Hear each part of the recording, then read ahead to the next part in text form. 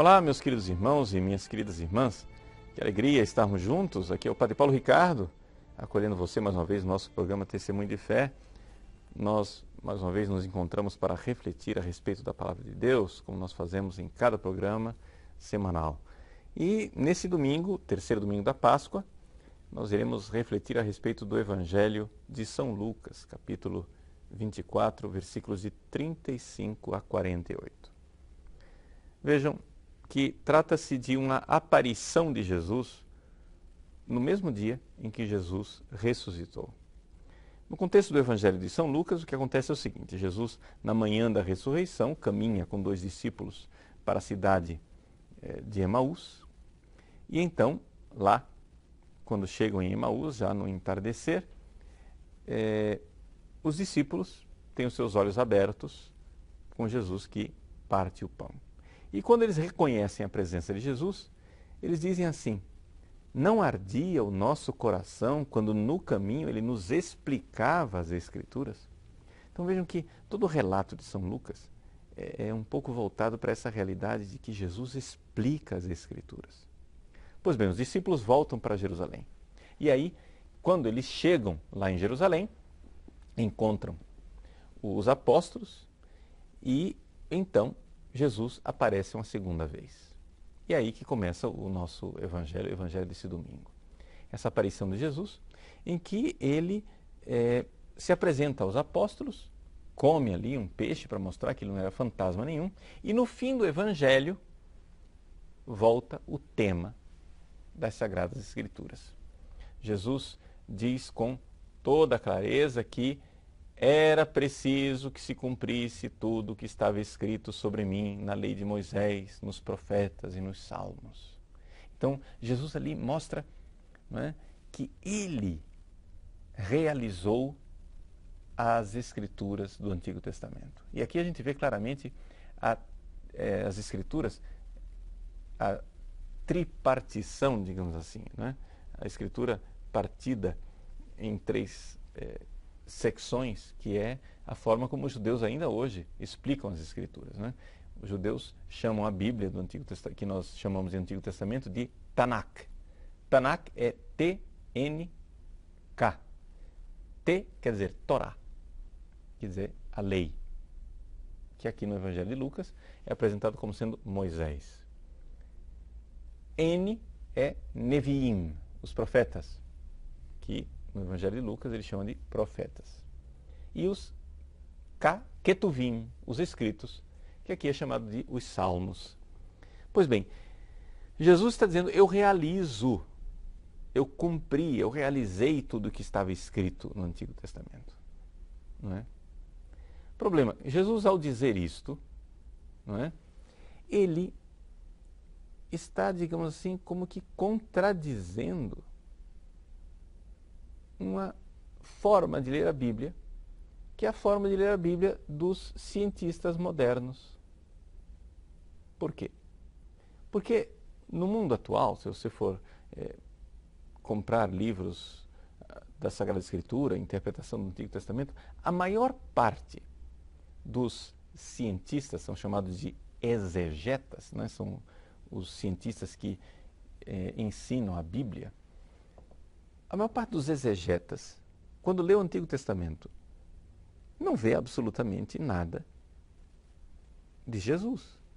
É o chamado método histórico crítico, ou seja, eles vão até a história daquele texto, mostram, né, o que é que o escritor, o autor humano, estava querendo demonstrar quando escreveu aquele texto, e através de uma crítica literária, eles desmontam o texto como se fosse mesmo um médico que dá aula de anatomia, não é? Ele vai desmontando os pedaços ali, vai mostrando: olha, isso aqui é uma influência de tal pensamento, isso aqui é uma influência de tal coisa, etc. e vão desmontando o texto.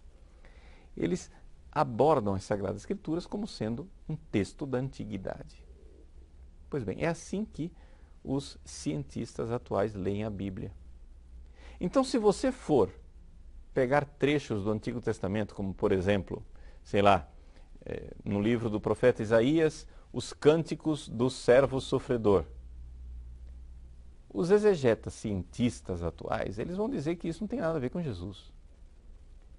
Que o servo sofredor é um personagem desconhecido, que nós não sabemos quem é, que provavelmente se identifica com o profeta, né? Escritor que está lá profetizando a palavra de Deus, mas não está sendo reconhecido por ninguém, então ele é o servo sofredor, ou então alguma outra figura histórica da época do profeta Isaías, ou de sei lá quem que escreveu, né, o livro do profeta Isaías, que não precisa ter sido um profeta Isaías histórico. Enfim, é essa forma como eles apresentam as coisas. Problema: a igreja nunca leu as escrituras desse jeito. E por que a igreja nunca leu as escrituras desse jeito? Por quê? Porque a igreja lê as escrituras no mesmo espírito que elas foram escritas. Ou seja, o autor primordial das escrituras é o próprio Deus, né? O Papa Pio XII, em 1943, escreveu uma encíclica chamada Divino Afflante Spiritu. E nessa encíclica ele diz exatamente isso, que as escrituras devem ser lidas no Espírito, com S maiúsculo, né, porque em latim spiritus, né, no Espírito com que elas foram escritas. E é aqui que está o grande ensinamento do Evangelho desse domingo. O Evangelho desse domingo diz assim: depois que Jesus falou que era preciso que se cumprissem as Escrituras, o Evangelho diz assim no versículo 45: então Jesus abriu a inteligência dos discípulos para entenderem as Escrituras. É necessário uma ação do Cristo ressuscitado, que nos dá o Espírito Santo, para que nós possamos ler as Escrituras no espírito da igreja, do jeito que a igreja sempre leu. Porque se não houver esta intervenção divina de um Espírito bom, ou seja, o Espírito Santo, que nos abre os olhos para ler as Escrituras, nós não vamos entender nunca a Bíblia. Tem gente que acha que porque cita a Bíblia, né, acha que são pessoas boas. Não, olha, eu leio a Bíblia, eu sou bom. Mas, meu irmão, se você lê a Bíblia, mas não lê a Bíblia no espírito que ela foi escrita, você pode estar realizando uma coisa muito ruim. Veja, a própria Bíblia nos mostra que o diabo está muito habituado a ler a Bíblia. Lá, no início, desde o Jardim do Éden, quando a serpente aparece para Eva, a serpente cita a palavra de Deus. A Bíblia não estava escrita ainda, mas Deus já tinha os seus mandamentos, e Deus disse para não ler, para não comer daquele fruto, daquela árvore.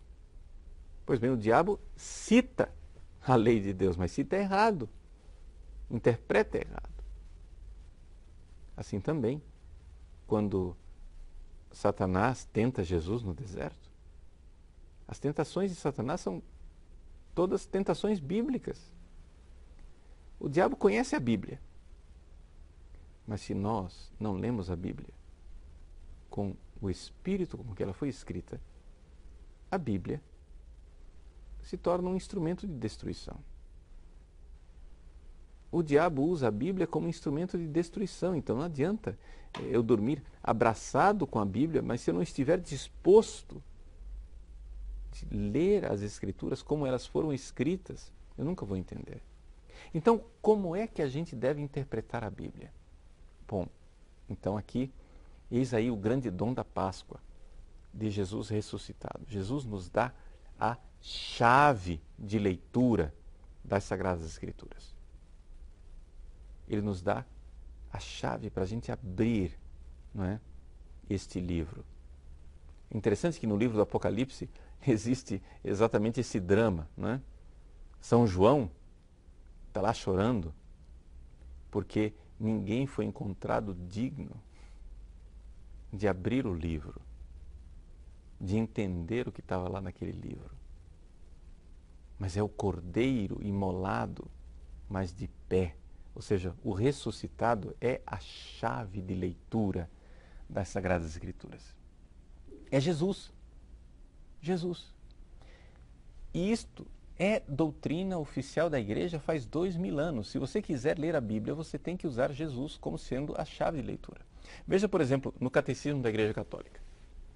No Catecismo, no número 134, há uma citação interessante de um autor medieval chamado Hugo de São Vítor. Hugo de São Vítor é um grande teólogo, não é? Que foi considerado pelo próprio Santo Tomás de Aquino como sendo um dos maiores teólogos da Igreja Católica. E Hugo de São Vítor diz assim: Omnis scriptura divina unus liber est. Toda a escritura divina é um único livro. É um livro só. Et hic unus liber est Christus. E este livro único é o Cristo. Quia omnis scriptura divina de Christo loquitur. Porque toda a escritura divina fala de Cristo. Et omnis scriptura divina in Christo impletur.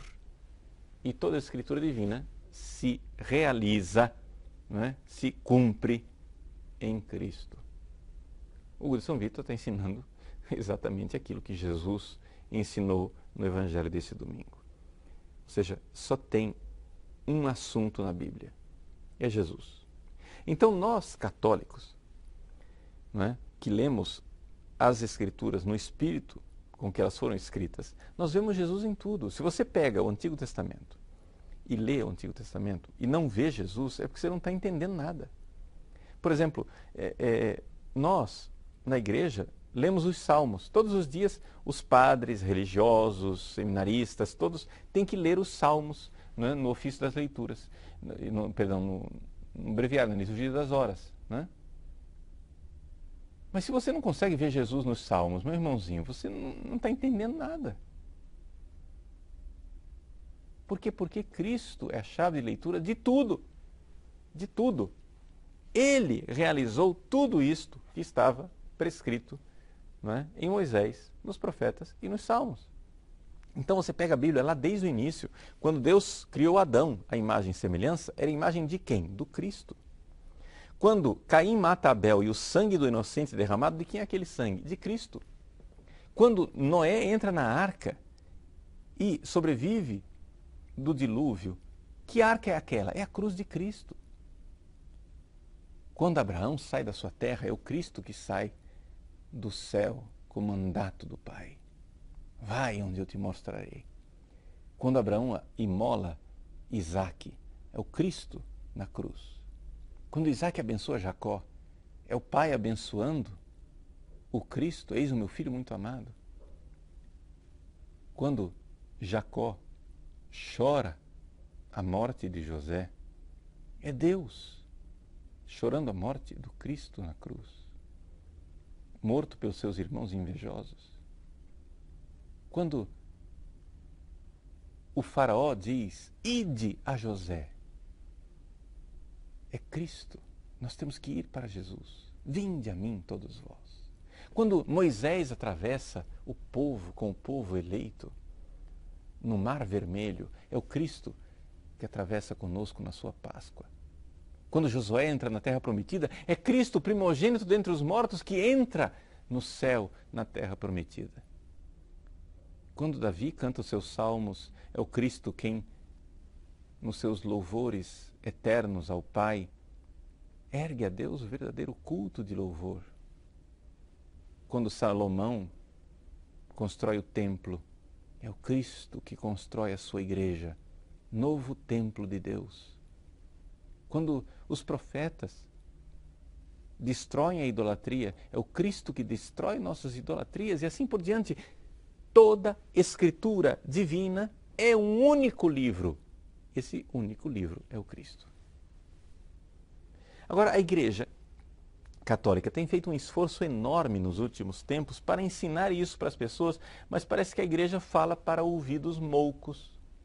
Por quê? Porque, infelizmente, né, os teólogos atuais só querem saber de ler as Escrituras com um método histórico crítico e assim perdem o espírito através do qual ela foi escrita. Aí você vai dizer assim, ah, Padre Paulo, mas o senhor está falando isso porque o senhor é contra o Vaticano II e o Vaticano II não fala nada disso. Eu digo, e você não entende nada de Vaticano II.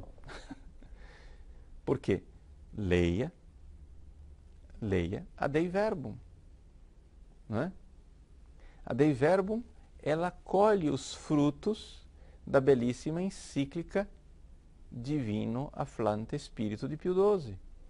E ela mostra exatamente, Divino Afflante Spiritu, a encíclica começou a colher os frutos do método histórico-crítico. Eu não estou dizendo que nós não podemos colher nada de bom deste método. Veja, se você... Vamos expor as coisas de forma ordenada. Se você for ver os grandes estudiosos que estudaram a história da interpretação da Bíblia nos 2000 anos da Igreja, você vai ver que todos são unânimes em dizer que a Igreja sempre leu as Escrituras assim. Primeiro, a gente faz um esforço para entender o sentido literal. Literal é a base de tudo. O método histórico crítico pode nos ajudar nessa primeira fase, que é entender o sentido literal. Agora, se eu fico só no sentido literal, eu não entendi nada, porque eu preciso da chave de leitura interpretativa, que é o Cristo. E aí vem o sentido espiritual. Peguem, por exemplo, a obra importantíssima do grande teólogo jesuíta Henri de Lubac, não é? Exegese Medieval, uma obra em 4 volumes, não é? Ou a sua outra obra, não é? Espírito e História, em que ele trata também do mesmo assunto. O que é que Henri de Lubac mostra? Henri de Lubac mostra exatamente isso, que existe um sentido literal fundamental e a Igreja sempre construiu em cima desse sentido literal fundamental o seu sentido espiritual, cristológico.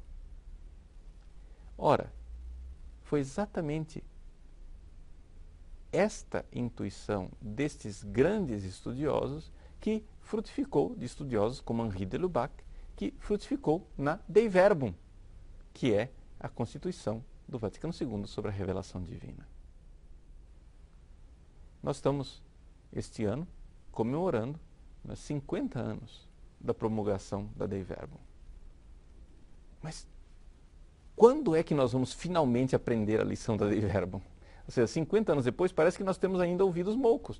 A gente não quer entender que nós precisamos ler as Sagradas Escrituras na vida da Igreja através daquele sentido, não é?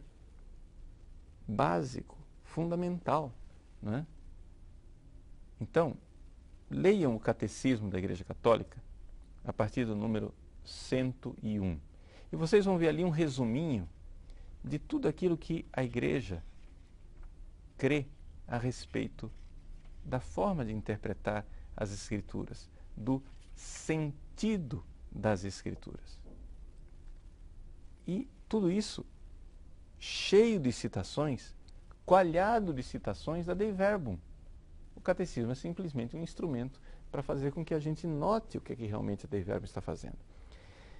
O cardeal Joseph Ratzinger, durante a sua vida ministerial, se teve uma coisa que ele se esforçou tremendamente, foi exatamente para chamar os teólogos modernos, ele como teólogo, mas também como bispo, como cardeal, como prefeito da Sagrada Congregação para a Doutrina da Fé. O grande esforço dele foi desafiar as pessoas, não é, para lerem as Escrituras como um único livro, desse jeito que o Hugo de São Vítor está nos ensinando.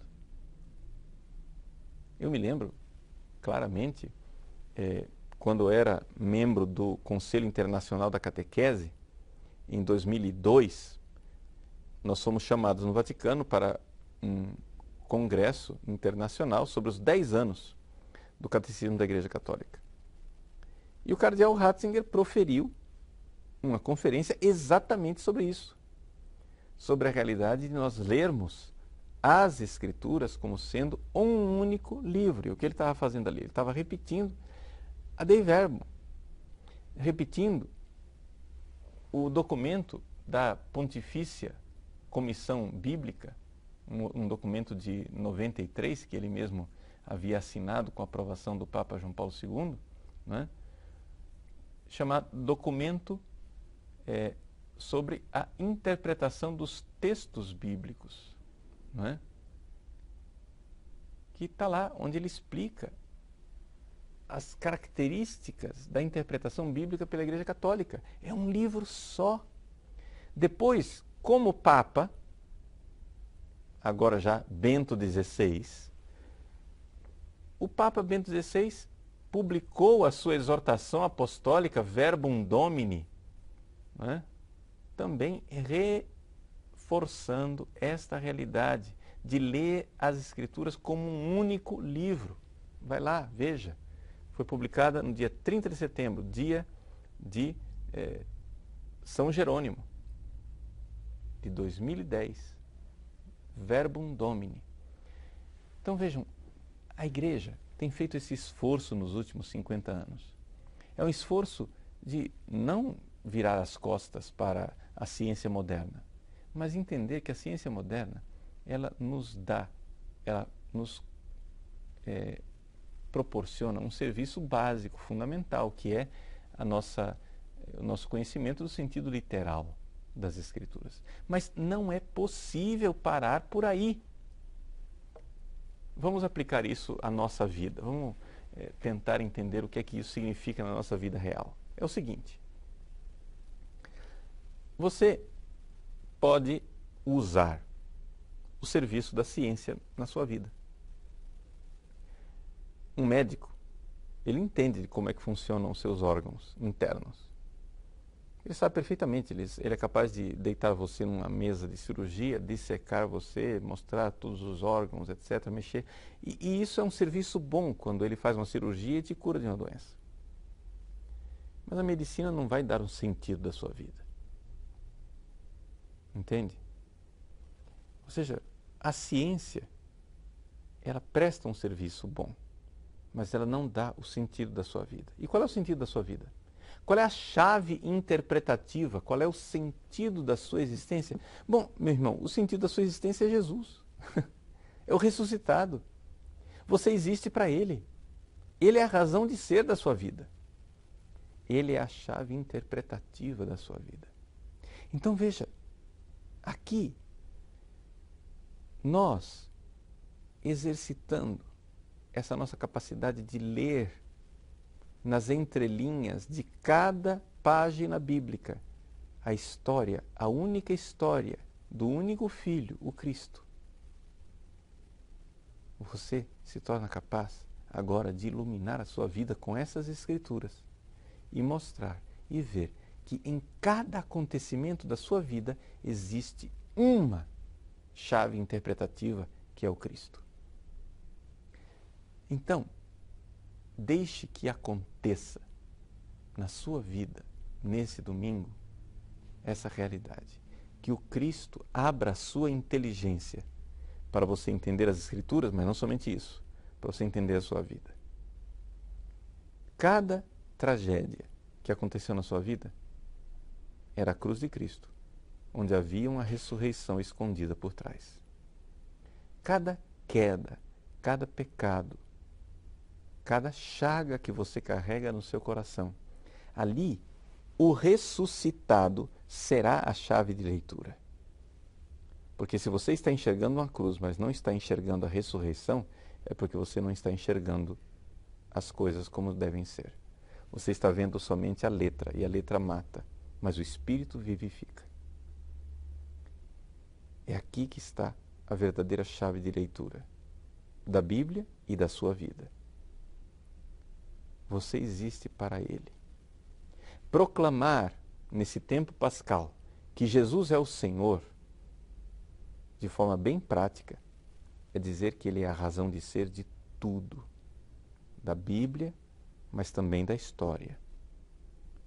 Da história salvífica da humanidade, mas também da história de salvação que você vive. Você é para Ele. Você não se pertence. eu não tenho sentido em mim mesmo. Proclamar que Ele é o meu Senhor quer dizer que cada vez que o meu coração bate, cada respiração que eu dou, cada pensamento, tudo só terá sentido se tiver sentido nele. É para Ele que nós existimos, é para Ele que nós somos.